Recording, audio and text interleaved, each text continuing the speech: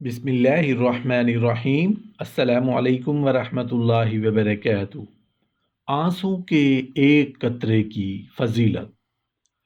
اپنی غلطیوں اور کوتاہیوں کو یاد کر کے رونا یہ محمود اور ثواب کا کام ہے۔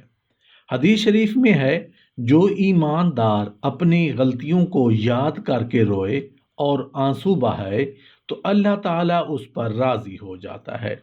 مزید فرمایا، جو ایماندار اپنے گناہوں کو یاد کر کے روئے کہ اس کی پلکیں تر ہو جائیں تو اللہ تعالیٰ اسے گناہوں سے پاک فرما دیتا ہے اور اس کے نامہ اعمال میں اس کے بدن کے بالوں کی مقدار کے برابر توبہ کرنے والوں کا ثواب درج کیا جاتا ہے۔ قرآن کریم کی تلاوت کے وقت رونے کی کوشش کرنا بلا شبہ جائز بلکہ مستحسن ہے۔ نبی کریم صلی اللہ علیہ وآلہ وسلم فرماتے ہیں، قرآن کریم کی تلاوت کے دوران اگر رونا نہ آئے تو رونے کی کوشش کرو، اگر پھر بھی رونا نہ آئے تو اپنے دل کی سختی پر روئیے۔ نیز فرمایا، تلاوت قرآن کریم کے وقت رونے والے کے لیے جنت واجب ہو جاتی ہے۔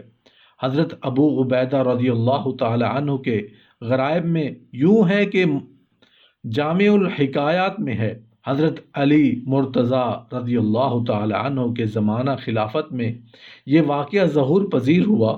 وہ یوں کہ کوفہ میں ایک فاسق کا انتقال ہو گیا۔ حضرت علی المرتضیٰ بھی اس کے جنازے اور تدفین میں شریک ہوئے۔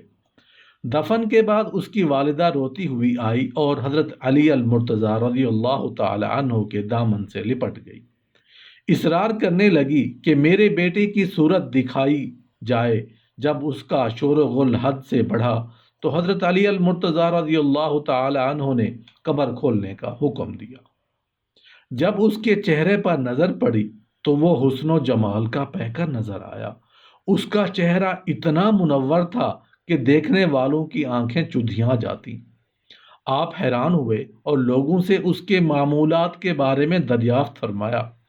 کسی نے بھی برائی کے علاوہ کوئی اچھائی نہ بتائی۔ جب رات کو سوئے تو خواب میں سید دو عالم صلی اللہ علیہ وآلہ وسلم کی زیارت سے شاد کام ہوئے۔ ساتھ ہی اس فاسق کو آپ کی معیت میں نہایت خوبصورت شکل میں دیکھا۔ آپ صلی اللہ علیہ وآلہ وسلم نے فرمایا، یا علی، اس کے دونوں رخساروں کا نور ان آنسوں کا ہے۔ جب یہ کسی گناہ کا ارتکاب کرتا پھر خشیت الہی سے اتنے آنسو بہاتا کہ اس کے رخسار تر ہو جاتے۔ اسی رونے کے وسیلے سے اللہ تعالیٰ نے اسے مغفرت اور بخشش سے بہرہ مند کیا ہے۔ حضرت سیدنا آدم علیہ السلام اپنی لغزش کو یاد کرتے ہوئے ایک طویل عرصہ تک روتے رہے، یہاں تک کہ ندامت کے باعث آسمان کی طرف نگاہ بھی نہ کی۔ فرشتے آپ کی زیارت کے طالب ہوئے تو حضرت جبرائیل علیہ السلام پیام الہی لیے حاضر خدمت ہوئے اور کہا، اللہ تعالیٰ ارشاد فرماتا ہے، ذرا آسمان کی طرف نگاہ تو اٹھائیے، نیز آج تک اوپر نظر نہ کرنے کا سبب کیا ہے؟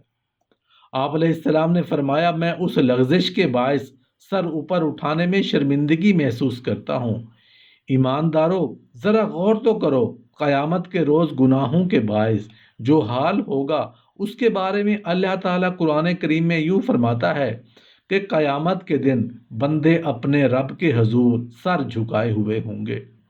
بزرگان دین فرماتے ہیں، سب سے اچھا رونا وہی ہے جو شوق الہی میں ہو، اور سب سے بدتر رونا وہ ہے جو دنیا کے جانے پر روئے۔ حدیث شریف میں ہے، دنیا میں خشیت الہی کے باعث رونے والا قیامت کے دن ہنستا ہوا جنت میں جائے گا۔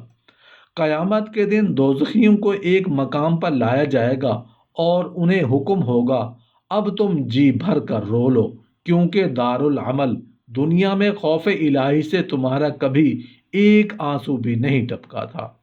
اب چاہیے خوب روئیں اس کے بدلے جو تم کمائی کرتے رہے ہو۔